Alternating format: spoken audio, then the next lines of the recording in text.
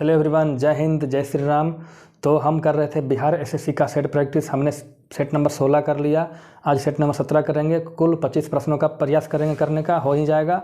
और अगर लास्ट में प्रश्न को कैसे करना है, कहीं आपको दिक्कत हो रहा है तो बताइए। हम फास्ट हैं, स्लो हैं, मेथड कैसा है, ये सब बताइए लास्ट में, ठीक है। और हाँ, 9 बजे रात में मेरा लाइव क्लास आता है। PDF का लेना डिस्क्रिप्शन, तो देखिए सॉरी PDF अगर चाहिए ना तो जाइए डिस्क्रिप्शन में, लिंक वहाँ होगा, वहाँ से डाउनलोड कर सकते हैं। तो प्रश्न संख्या 76 हमारा है। इसमें कहता है x का मान ज्ञात करिए। तो हम देखिए एक चीज़ बता देते हैं आपको सीधा सीधी।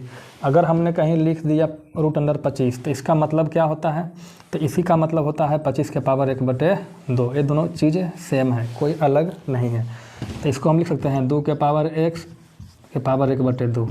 256 को लिखेंगे कितना, 2 दूना 4 दूना 8 दूना 16 दूना 32 दूना 64 दूना 128 दूना 256, 2 के पावर 8। अब इसको पावर 2 को है तो पावर गुना हो जाएगा। तो क्या हो जाएगा जी, 2 के पावर x/2 बराबर 2 के पावर 8। इस तरीके से जब आधार बराबर है तो पावर बराबर होगा, यानी x/2 बराबर 8। तो x बराबर क्या हो जाएगा, 16। आगे दे रखा है और कहता है ये दे रखा है तो इसका मान पूछ रहा है ना। एक दे रखा है, दूसरा का मान पूछ रहा है। तो देख भाई, इसको हम लिख सकते हैं a के पावर 4 प्लस b के पावर 4। इसको इधर लाएंगे तो हो जाएगा -a² b²। इधर क्या बचा, 0। इसको याद रखिएगा, हम आगे बढ़ जाते हैं। इसका मान पूछ रहा है तो इसको हम लिख सकते हैं a² के पावर q प्लस b² के पावर q। अब आपको एक फार्मूला याद होना चाहिए, a³ प्लस b³ बराबर a plus b into a² plus ab, यहाँ -ab होगा, और प्लस b² होता है, ठीक है। तो अगर ये पूरा को a मान लो तो a³ और b³ हो जाएगा। तो फार्मूला क्या हो जाएगा, a प्लस b पूरा a का मान इतना है, b का मान इतना है, इंटू a²। तो a² का जब स्क्वायर करोगे तो a के पावर कितना हो जाएगा, 4। तो हम लिखते हैं डायरेक्ट a² करेंगे तो a के पावर 4 हो जाएगा, माइनस ab करेंगे और लास्ट में b², तो b के पावर 4 हो जाएगा। ab करेंगे तो a का मान a², b का मान b², ब्रैकेट बंद। कोई दिक्कत? अच्छा, इसका मान देखो क्या है यहाँ पे, 0। तो यहाँ इसमें गुना हो जाएगा तो क्या हो जाएगा, मान 0 हो जाएगा। 0 एक ऐसी संख्या है जो किसी में गुना कर दे तो हीरो को भी 0 बना दे। प्रश्न संख्या 78 है। देखो इसका मान पूछ रहा है। देखो 100 में से 1 घटा तो क्या बचा, 99 गुने 100 में से 2 गया तो 98, 100 में से 3 गया तो 97। ऐसा ही करते करते 100 से 3 घट रहा है, 4 घट रहा है, 5 घट रहा है, 6 घट रहा है। एक समय आएगा जब 90 घटेगा, 91 घटेगा, 92 घटेगा, 93 घटेगा, 94 घटेगा, यानी 100 - 94, 100 - 95, 96, 97, 98, 99। और कहीं ना कहीं 100 - 100 भी तो होगा, क्योंकि 100 - 200 तक गया है। तो चलते जाइएगा तो कहीं ना कहीं 100 - 100 होगा। इस तरीके से और आगे बढ़िएगा तो लास्ट में जाके 100 - 200 होगा। अब बटे में जो है सो है। अब बाबू देखो, जब 100 - 100 होगा तो क्या हो जाएगा, 100 - 100 0। और 0 में तुम किसी से गुना कर दो तो ऊपर बनेगा 0, और नीचे कुछ बच भी गया मान ले 1, तो 0 बटे समथिंग मान क्या हो जाएगा, 0। 78 था। 79 कहता है एक संख्या को 221 से भागा दिए, शेषफल कितना बचा, 64।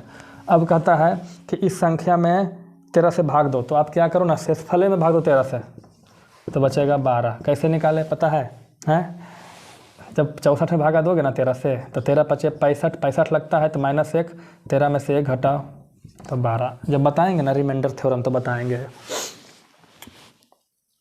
चलो बाबू तुमको बता देते हैं, तुम हो इसलिए बता दे रहे हैं। देखो कैसे, ये तो शॉर्टकट था, इसका डिटेल बताते हैं।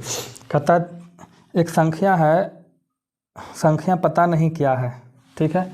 एक संख्या है जिसमें 221 से भागा दे रहे हैं, तो क्या आ रहा है, शेषफल 64 आ रहा है, ठीक है। तो तुम सोच लो कि मान ले 221 से लगाए होंगे, तो मान लो एक बार में लगा होगा, सपोज ऐसा मान लेते हैं एक बार में लगा होगा, तो कितना आया होगा 221।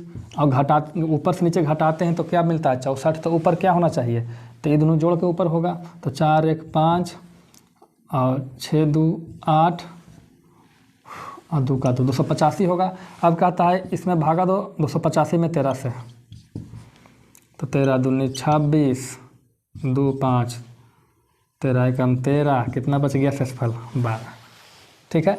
अच्छा एक चीज़ और हो सकता है, यहाँ पर जीरो सब ही लग सकता है, जीरो बार में भी तो लग सकता है, हैं? अगर सपोज अगर जीरो बार में लगा होगा, कितना बार में? जीरो बार में, तो यहाँ पर क्या बनेगा? 221 गुना जीरो, जीरो होगा। अब ऊपर में क्या होना चाहिए कि घटा के 64 हो जाते हैं, यहाँ पर 64 होना चाहिए। तो हमने क्या किया, इसी 13 से भागा दे दिया 64 में और रिमाइंडर 12 लाया था। आगे बता दें, चलो। कहता है यदि किसी वस्तु के विक्रय मूल्य में 60% की कमी कर दी जाए। देखो पहले मान लेते हैं विक्रय मूल्य था 100 रुपया, इसमें कमी कर दिया कितना? 60%, तब नया विक्रय मूल्य कितना हो गया? 40 रुपया। कमी कर देने के बाद ना हानि होता है 10% का, तो हानि 10% का है, तो 10% का मतलब होता है 1/10। हानि किस पे होता है? क्रय मूल्य पे। तो मान लेते हैं क्रय मूल्य है 10, है ना, तो 10 का एक हानि हुआ, तो विक्रय मूल्य कितना हो जाएगा? 9। अब विक्रय मूल्य हो कितना गया? 40, तो 9 यूनिट बराबर 40, तो 1 यूनिट बराबर 40/9। कोई दिक्कत? कोई दिक्कत नहीं। तो क्रय मूल्य हमारा कितना हो जाएगा? यहाँ से क्रय मूल्य हो जाएगा 1 यूनिट 40/9, तो 10 यूनिट क्या हो जाएगा? 10 से गुना करेंगे तो हो जाएगा 400/9। क्या हो गया? क्रय मूल्य। कोई दिक्कत? तो कहता है आरंभिक लाभ कितना था? तो पहले तो क्रय मूल्य है 400/9 और पहले बेच कितना रहा था आरंभ में? ये तो बाद वाला विक्रय मूल्य है जी। तो आरंभ में बेच रहे थे 100 में, तो 100 में बेच रहे थे, हाँ विक्रय मूल्य है, तो इतना में खरीद के इतना में बेच रहे थे। अब कहता है लाभ, इसका मतलब क्या है? विक्रय मूल्य ज़्यादा है, तो यहाँ लाभ निकालने के लिए हम क्या करेंगे? विक्रय मूल्य 100 में से घटाएंगे क्रय मूल्य 400/9, तो 900 में से 400 गया तो 500/9। अब कहता है भैया प्रॉफिट परसेंट बताओ। तो प्रॉफिट परसेंट बराबर क्या? प्रॉफिट जो हमारा 500/9 है बटे क्रय मूल्य। क्रय मूल्य कितना है? 400/9, तो 400/9 और गुने 100। 9 से 9 कट जाएगा, 2 0 से 2 0 कट जाएगा, 5 4 से काटोगे 25 बार में, और 25 गुने 5, 125% का लाभ होगा। समझ में आ जाना चाहिए। अलग बात है हम नीचे से ऊपर चले गए, ऊपर से नीचे चले आए। आ जाओ। कहता है एक परीक्षा में पास होने के लिए 33% नंबर चाहिए। कितना चाहिए? 33% नंबर। एक आदमी जो था 125 अंक लाया और 40 अंक से फेल हो गया। अगर 40 अंक और ले आता 125 के बाद तो वो पास हो जाता, और पासिंग परसेंटेज कितना है? 33%। तो 33% बराबर होगा 165, तो काट दोगे 5 बार में, तो 1% बराबर 5। तो कहता है अधिकतम कितना होता है? 100% होता है, तो 100% बराबर हो जाएगा 500। कहता है यदि किसी भूखंड की लंबाई और चौड़ाई, तो देखो लंबाई होता है, चौड़ाई होता है। लंबाई 5% बढ़ा दे तो 5% बराबर क्या होता है? 1/20। मतलब अगर लंबाई पहले 20 था तो 20 का 5% 1 बढ़ा दो तो क्या हो जाएगा? 21। और चौड़ाई को 10% कम कर दो, वही चीज़ है। 10% बराबर 1/10। पहले चौड़ाई था अगर 10, तो 10 का 10% 1 का कमी करोगे तो 9। तो पहले क्षेत्रफल कितना था? 2 लंबाई गुने चौड़ाई। पहले क्षेत्रफल था 200, अब हो गया 189। तो कहता है क्षेत्रफल में वृद्धि या कमी। तो देखो क्या होगा क्षेत्रफल में जी? कमी कितना परसेंट का? तो कितना कमी हो रहा है जी? तो आप कहिएगा सर 11 का कमी। कितना पे? 200 पे। तो 100 पे कितना कट गया? तो 11/2, तो 5.5% का कमी। माइनस मतलब क्या होता है? कमी। और एक प्रश्न देख लें इसी में। चलो आगे देखते हैं दूसरा स्लाइड में। प्रश्न संख्या है 83। कहता है P और Q एक टंकी को क्रमशः 12 मिनट और 15 मिनट में भर सकता है। जो P है वो 12 मिनट में और Q जो है 15 मिनट में भर सकता है। तो एलसीएम ले लेते हैं। ठीक है, मान लेते हैं टंकी की जो क्षमता है 15-12 का एलसीएम 60 है, तो 12 मिनट में भरता है 60, तो 1 मिनट में 5। ये 15 में भरता है 60, तो 1 मिनट में 4। अब कहता है 3 मिनट बाद पहले एक साथ खोला गया। जब एक साथ खोलेंगे तो कितना भरेगा? 1 घंटा में 5 4 9, 1 घंटा में भरेगा। कहता है 1 मिनट में, 1 मिनट में ये 5 भरता है, 1 मिनट में ये 4 भरता है, तो दोनों मिल के 1 मिनट में 9 भरेगा। तो कहता है 3 मिनट के बाद, तो 3 मिनट में कितना भर देगा? 27, है ना। अब 60 में से 27 भर गया तो कितना बचा? 33 बचा, है ना। अब कहता है P को बंद कर दो, तो Q कितना देर में भर देगा? तो P को बंद कर दोगे भाई, तो ये 33 कौन भरेगा? Q। और Q भरता है 1 घंटा में 4, तो 4 या 32, 1 33, इतना मिनट लग जाएगा। 8×1/4 मिनट। 2 रेलगाड़ी की चाल 6:7 है। स्पीड 2 रेलगाड़ी है, इसका चाल है 6:7। ये 6x का स्पीड से चलता है, ये 7x का स्पीड से चलता है। कहता है दूसरी रेलगाड़ी जो है ना 4 घंटे में, कितने घंटे में, 4 घंटे में 364 किलोमीटर दूरी तय करती है। तो हम जानते हैं कि दूरी बराबर होता है चाल गुने समय। चाल कितना 7x और समय कितना 4 घंटा। 7 से काटोगे 7 × 5 = 35, 7 दूनी 14, 4 से काटोगे तो 13, तो x बराबर हो गया 13। तो कहता है पहली रेलगाड़ी की चाल क्या है, तो पहली रेलगाड़ी की चाल कितना है 6x, तो x बराबर 13, तो 6 बराबर 13 × 6 = 78 किलोमीटर प्रति घंटा। आगे देखो दे रखा है x + y और x - y का मान दे रखा है। रुको अगला स्लाइड में करते हैं। देखो x + y है, x - y का मान दे रखा है, इसका मान पूछ रहा है।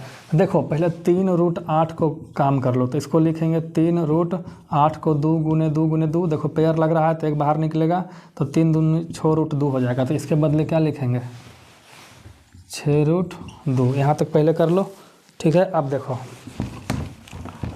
तरीका, अब यहाँ से दोनों को जोड़ दो, दोनों को जोड़ दो, x बराबर क्या होगा, तो दोनों को जोड़ दो तो 6x 7√2 हो जाएगा। अब भागा 2 से दे दो, ठीक है। ये √2 से काटोगे तो 6/√2 आएगा, कोई दिक्कत नहीं।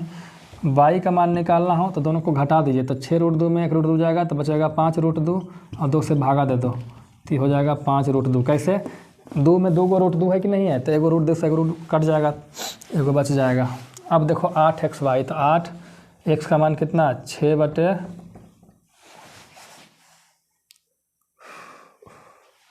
एक साथ में होगा जी, जोड़ने में गलती करते हैं। 7/√2, y का मान कितना 5/√2, x स्क्वायर, तो उसका स्क्वायर करेंगे 7/√2 का स्क्वायर प्लस 5/√2 का स्क्वायर बना लीजिएगा। तो 8 × 7 × 5 और √2 हो जाएगा। इसका अलग क्रियाक्रम है, ये हो जाएगा 7 का स्क्वायर हो जाएगा 49/2, ये हो जाएगा 25/2। इसको जोड़ लोगे तो 49 और 25 कितना हो जाएगा जी 74 हो जाएगा। तो ये इसको काटो 2 × 4 = 8, तो 4 × 7 × 5 गुना ये हो जाएगा 74/2 है। तो 9 × 5 = 14, 4 × 2 = 6, 1 7, ये काट लोगे तो क्या हो जाएगा 2 × 3 = 6, 2 × 7 = 14, कितना हो जाएगा 7 × 4 = 28, 5 × 4 = 140 और गुने 34 कर लो, तो आपका जो उत्तर बन के आएगा ना वो आएगा 5180। आ जाओ जी।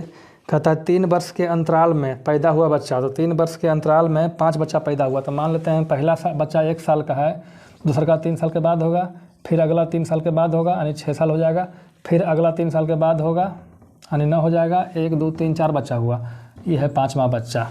और सब का कुछ दे रखा है, योग है, उम्र का योग 50 है, तो सबको जोड़ दो, लो 50 है तो जोड़ दो 1 2 3 4 5x, इसको जोड़ दो 6 3 9 9 18 12 30 बराबर 50। तो 5x बराबर 30 घटेगा तो क्या बचेगा 20, तो x बराबर क्या हो जाएगा 4। तो कहता सबसे छोटा बच्चा ही ना है जी, ये दूसरका था, ये तीसरका था, ये चौथा था, ये 5वां था, छोटका बच्चा 4 साल का। दे रखा है 3a² + b² + c² बराबर a + b + c का होल स्क्वायर। ये अलग है भाई, देखो इसको तोड़ दो तो हो जाएगा 3a² + 3b² + 3c²। a + b + c का होल स्क्वायर क्या होता है, तो होता है a² + b² + c² 2ab + 2bc + 2ca, ठीक है। अब देखो इसको ये तीनों को इधर ले आओ, तो 3a² में से a² जाएगा, मतलब a हो जाएगा तो बचेगा 2a², ऐसे ही b में हो जाएगा तो 2b², या के घटेगा तो हो जाएगा 2c²। इधर क्या बचा 2ab है ना, इसको भी इधर ले आओ तो -2ab - 2bc और -2ca बराबर 0। दिक्कत नहीं, दिक्कत है। अच्छा इसको लिख लेते हैं, देखो कैसे a² + a², इसको लिखेंगे b² + b², इसको लिखेंगे c² + c² -2ab - 2bc 2ca बराबर 0। अब देखना बाबू, a² प्लस b² और -2ab एक साथ आएगा, a² प्लस b² -2ab। अब देखो b² plus c² -2bc plus b² plus c² -2bc। अब देखो a² plus c² a² plus c² और -2ca। इसका देखो अपना फार्मूला होता है, इसका अपना फार्मूला होता है, सबका फार्मूला क्या होता है, ये हो जाएगा a माइनस बी का होल स्क्वायर, ये हो जाएगा b माइनस सी का होल स्क्वायर, ये हो जाएगा c माइनस ए का होल स्क्वायर बराबर 0। कोई दिक्कत नहीं। इन तीनों का मान 0 तभी संभव है जब इसका मान भी 0 हो, इसका मान भी 0 हो और इसका मान भी 0, तब 0 0 जुड़ के 0 बनेगा। तो यहाँ से हो जाएगा a माइनस बी बराबर 0 तो a बराबर b। इसी तरीके यहाँ से b माइनस सी बराबर 0 तो b बराबर c, यहाँ से c माइनस ए बराबर 0 तो c बराबर है। तो तीनों आपस में बराबर नहीं है जी, तो हम नहीं कह सकते हैं a बराबर b बराबर c। क्या दिक्कत है। आज प्रश्न संख्या 88 कहता है कि एक धन पूर्णांक है और दो धन पूर्णांक है, तो एक को मान लेते हैं, दूसरा का मान लेते हैं बाई। कहता है इसको 18 से गुना कर दो और इसको 21 से गुना कर दो, तो पहले का कितना हो जाएगा 18x, दूसरा का हो जाएगा 21 बाई। तो कहता है ना ऐसे दोनों को जोड़ दो, तो जोड़ने के बाद कौन संख्या जो है इससे कटेगा, तो इसको जोड़ दिए तो यहाँ से कॉमन ले लीजिए 3, तो बचेगा 6x प्लस 7 बाई। अब ऑप्शन में पहला है 2007, फिर है 2008, फिर है 2006, फिर 2002, तो इनमें से कौन इससे कटेगा, है ना। देखो 3 है भैया, तो 3 से कटना चाहिए, तो 3 से कौन, 3 से कटने का तरीका जोड़ के देखो, 8 2 10 3 से नहीं कटता, 6 2 8 3 से नहीं कटता, 2 2 4 3 से नहीं कटता, लेकिन 7 2 9 3 से कटता है, इसलिए यही संख्या जो है इससे कटेगा। अगला प्रश्न एक देख लेते हैं झटके में। कहता है दो संख्या का गुणनफल है, मान लेते हैं a है और b है, इसका गुणनफल 45 है और उसका डिफरेंस दे रखा है कितना है जी 4। तो एक ऐसा संख्या चुनिए दो जिसको गुना करने में 45 आवे और डिफरेंस 4 रहे, तो एक 9 ले लीजिए, एक 5 ले लीजिए, तो गुना करिएगा तो आएगा 45 और डिफरेंस करिएगा तो आएगा 4, कोई बात नहीं। तो कहता है इनको वर्गों का योग, वर्गों का योग मतलब 9 के स्क्वायर प्लस 5 के स्क्वायर, 81 और 25 106 बनेगा। ठीक है। प्रश्न संख्या 90 कहता है 3 अलग अलग चौराहों पर यातायात संबंधित बत्तियां हैं, एक 24 सेकंड बाद जलती है, एक 36 सेकंड के बाद और एक 54 सेकंड के बाद। तो तीनों का एलसीएम लेंगे तो आ जाएगा 216 सेकंड। इसको बदलेंगे मिनट में तो हो जाएगा 2 मिनट और 36 सेकंड। अच्छा, इसके पहले कितना बजा था, क्या बजे लाइट जला था, तो 10:15 और 00 सेकंड में जला था। तो अगला बार कब जलेगा, 2 मिनट के बाद, नहीं 3 मिनट में होगा जी, 3 मिनट 36 सेकंड के बाद। तो कब जलेगा 10:18 और 36 सेकंड पे अगला बारी जलेगा। ठीक है। ठीक, आगे देखते हैं।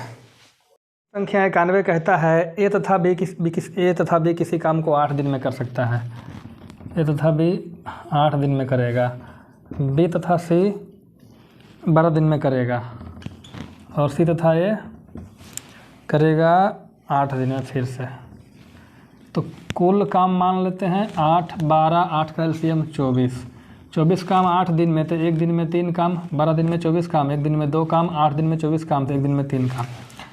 देखो a प्लस बी का क्षमता 3 है, b प्लस सी का क्षमता 2 है, c प्लस ए का क्षमता 3 है। तो जोड़ देंगे तो हो जाएगा, देखो इसको जोड़ दो तो a प्लस बी, इसको जोड़ दो तो b प्लस सी, इसको जोड़ दो तो c plus A. a plus B का क्षमता 3, b प्लस सी का क्षमता 2, a प्लस सी का क्षमता 3। तो यहाँ से देखो 2 गो a हो गया, 2 गो b हो गया, 2 गो c हो गया, कॉमन ले लिए। यहाँ जोड़ोगे तो 3 3 6 2 8, तो a plus b plus c तीनों की क्षमता हो जाएगा 4। इसे काट देंगे तो कोई दिक्कत। कहता है तीनों मिलकर काम करेगा तो कई दिन में होगा, 24 काम को करना है और तीनों मिल जाएगा तो एक दिन में कई काम करेगा, 4 काम, तो कई दिन में काम नहीं पड़ जाएगा, 6 दिन में। आगे कहता है 92 नंबर प्रश्न है बाबू। एक तांबे का तार मोड़कर वर्ग बनाया गया है और वर्ग का क्षेत्रफल 81। जब वर्ग का क्षेत्रफल 81 है तो भुजा कितना होगा 9 सेंटीमीटर या 9 मीटर, तब ना उसका क्षेत्रफल 81 होगा जी, वर्ग है तो ठीक है। उसके बाद उसको मोड़ के क्या बनाना है अर्धवृत्त, तो कोई दिक्कत नहीं, किसी तार को मोड़ के तुम कुछ बनाओ तो क्या होगा, जो वर्ग का परिमाप होगा, परिमाप क्या होगा जी 4 गुने भुजा, यही परिमाप होगा अर्धवृत्त का। क्यों, क्योंकि देखो ऐसे वर्ग था, यही तरवा को बना दिए हम ऐसे, तो तरवा जितना इसमें लगा है उतना इसमें लगा है, जितना तार लगा है वो परिमाप है, इसमें भी परिमाप है। तो अर्धवृत्त का परिमाप क्या हो जाएगा जी पाई आर पूरा देखो वृत्त का परिमाप होता है 2 पाई आर, तो अर्धवृत्त का पाई आर यहाँ से लेके यहाँ तक ई जुट जाएगा, तो आर प्लस आर 2r और कितना हो जाएगा 36। यहाँ भी आर कॉमन ले लो, तो पाई प्लस 2, पाई का मान हो जाएगा 22/7 प्लस 2 बराबर 36।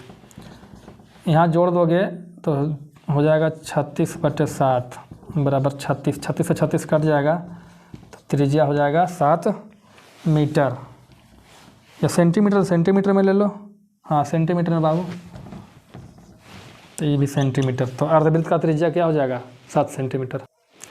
कहता है 1.5 हेक्टेयर मैदान है, तो 1.5 हेक्टेयर है, हेक्टेयर इसको बदलो मीटर स्क्वायर में, तो क्या करोगे 1.5 में 10,000 से गुना कर दो, तो हो जाएगा 15,000 मीटर स्क्वायर, क्योंकि 1 हेक्टेयर बराबर होता है 10,000 मीटर स्क्वायर। ठीक है, कहता है 5 सेंटीमीटर वर्षा को पानी जमा करने पर आयतन क्या होगा, तो आयतन में क्या होता है लंबाई गुने चौड़ाई गुने ऊंचाई, ये क्षेत्रफल है तो खुद लंबाई गुने चौड़ाई है, और ऊंचाई कितना 5, ये मीटर में है सेंटीमीटर में है, तो इसको बदलोगे मीटर में तो 100 से भागा दोगे, तो 15×5 = 75, 750 मीटर क्यूब इसका आयतन है। 50 संख्याओं का औसत 30 है, जब 50 संख्याओं का औसत 30 है तो कुल कितना हो जाएगा, गुना करोगे तो 1500। कहता है इसमें गलती से 28 और 31 के स्थान पे देखो लेना था क्या क्या, तो रियल में लेना था 28 और 31, और हो कितना गया 82 और 13, तो ये हो गया, तो कुल कितना बढ़ ज़्यादा है, देखो तो 3 और 2 5, 8 1 9 95, तो 95 इसमें शामिल है, चूँकि यही हो गया है तो 95 पहले घटा दो तो हो जाएगा 1405, ये तो निकल गया। अब इतना होना चाहिए तो जोड़ दो, 8 1 9 3 2 5 59 जोड़ दो, 14 9 5 14 5 1 6। अब कहता है इसका औसत, तो कुल संख्या योग कितना है 64, संख्या है 50 से भागा दो, 2 से गुना कर दो इधर भी, तो नीचे हो जाएगा 100, ये हो जाएगा 32 गुना 4 दूनी 8 6 दूनी 12, बाकी 1 100 से भागा दोगे तो हो जाएगा 29.28 29.28। ठीक है, अच्छा तरीका 2 बताते हैं, एक तरीका और सुन लो बाबू, देखो यहीं से बता देते हैं। लेना था 59 ले लिया 95, तो हमने ज़्यादा ले लिया, लेना था 59 ले लिया 95 ज़्यादा ले लिया, कितना ज़्यादा लिया, तो घटाएंगे 15 में से 9 जाएगा 6, अब 8 में से 5 जाएगा 3, 36 ज़्यादा ले लिया, तो हमको 36 कम करना पड़ेगा, क्यों, क्योंकि 36 हमने ज़्यादा ले लिया, तो 36 कम करेंगे, तो 36 जब कम होगा तो सभी पर कम होगा, सभी पर कहने का मतलब सर 50 पर कम होगा, है ना जी, तो 50 पे कम करेंगे तो 2 से गुना कर दो, तब 72 बटे हो जाएगा 100, तो हो जाएगा 0.72 कम कर दो किसमें औसत में, तो पहले था कितना 30 इसका औसत था, तो 30 में से घटा दो 0.72 तो हो जाएगा 29.28 नया औसत। कहता है चीनी का दाम 10% कम हो जाने से, तो 10% कम हो गया मतलब 1/10, पहले कीमत था 10, पहले तो कीमत था 10, तो अब 1 कम गया तो कीमत कितना हो गया 9। एक व्यक्ति 270 रुपया में 1 किलो चीनी अधिक खाता है, मतलब इतना है कि चीनी पर पहले भी 270 रुपया खर्चा कर रहा था, आज भी खर्चा उतना ही कर रहा है। सोचो चीनी का रेट कुछ था और वो 270 रुपया खर्चा कर रहा था, अब चीनी का रेट कम गया, तो क्या जितना चीनी पहले खा रहा था अगर उतना ही खाएगा तो उसको पैसा बचेगा, लेकिन आदमी कहता है कि नहीं हम पैसा नहीं बचाएंगे, हम तो उसका चीनी ही खाएंगे, तो रेट कम गया है और पैसा तुम उतना ही खर्चा करोगे तो चीनी ज़्यादा मिलेगा। और प्रश्न में कहता है 1 किलो चीनी बेसी मिल रहा है, अरे रुको भाई फूट जाएगा का, देखो रेट हो गया 10 से 9 यानी खर्चा हो गया 10 से 9, अब हम कह रहे हैं कि 9 खर्चा हो गया, हम 10 का ही खाएंगे, तो 9 की जगह 10 की खाएंगे, तो एक ज़्यादा खाएंगे कितना पे, 9 पे। अब कह रहे हैं कि 1 किलो बेसी खा रहे हैं, 1 यूनिट बराबर 1 किलो, तो 9 यूनिट बराबर 9 किलो। तो पहले खा रहे थे 9 किलो, तो क्या कहता है, चीनी का मूल्य प्रति किलोग्राम कितना था पहले, तो पहले खर्चा कितना कर रहे थे, 270 रुपया कई किलो पे, 9 किलो पे, तो 30 रुपया किलो था चीनी पहले। वर्तमान पूछेगा तो देखा जाएगा। कहता है कृष्ण ने कुछ वस्तुएं 10 रुपया के दर से खरीदी और उतनी ही वस्तु 14 रुपया की दर से खरीद ली, बाद में दोनों को मिला दिया और 13 रुपये प्रति वस्तु की दर से बेच दिया। देखो मान लेते हैं कि 96, एक वस्तु खरीद लिया कितना में, 10 में एक वस्तु, फिर कहता है उतना ही वस्तु, तो मान लेते हैं फिर एक वस्तु खरीद लिया कितना में, 14 में, तो कुल कई वस्तु खरीद लिया, 2 वस्तु, कितना में खरीद लिया, 24 में। अब कहता है बेच दिया 13 रुपये प्रति वस्तु, तो 2 वस्तु को बेच रहा है, तो एक वस्तु को बेच रहा है 13 में, तो 2 वस्तु को कितना बचेगा, 26 में। देखो 2 को खरीदा 24 में, अब बेच रहा है 26 में, कितना का फ़ायदा, 2 का फ़ायदा कितना पे, 24 पे, 100 पे कितना, 2 से काटो 12 बार में 1/12 बराबर 8 × 1/3% का क्या प्लस है, तो प्रॉफिट। रुक जाओ, हाँ कहता है 97 नंबर, एक धनराशि पर 5 वर्षों का साधारण ब्याज उस राशि का 1/4 है। जो ब्याज है ना उस राशि का, तो ब्याज होता किस पे है, मूलधन पे, तो मूलधन का 1/4।